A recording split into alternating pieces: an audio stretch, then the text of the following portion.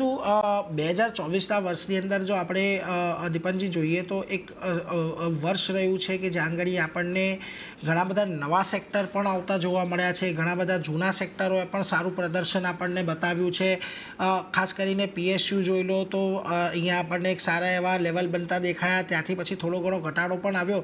પરંતુ આ સિવાય તમને રિન્યુએબલ્સની એક થીમ આવતી દેખાય, EVની થીમ એક સારી રીતે ડેવલપ કરતી દેખાય.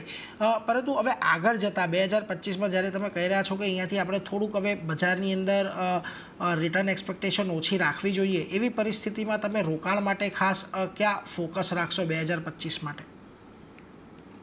2025માં અત્યારે તો અમે ખાલી આ જે અર્નિંગ સિઝન આવવાની છે એની પ્રેપરેશન કરીને રાખીએ છીએ કે ધારો કે કોઈ કંપનીના નંબર સારા આવ્યા તો આપણે નિવેશ કરવું જોઈએ રિઝનેબલ વેલ્યુએશન પર હોય તો.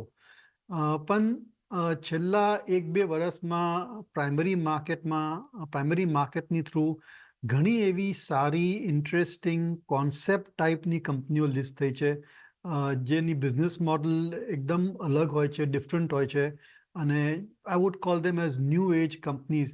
તો ત્યાં આગળ આઈ થિંક અમે લોકો નવા સ્ટોક આઈડિયાઝ નું શોધ રાખીએ છીએ. We are trying to find new stock ideas in new age businesses, concept stocks, one of the kind type of companies. ત્યાં અમારું ફોકસ છે.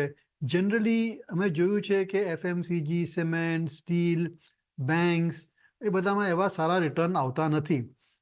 અને હવે આપણે એટલી બધો ચોઇસ છે માર્કેટમાં અલગ અલગ ટાઈપના બિઝનેસીસનો, તો ત્યાં આગળ અમે લોકો ફોકસ કરવાનું વિચારીએ છીએ.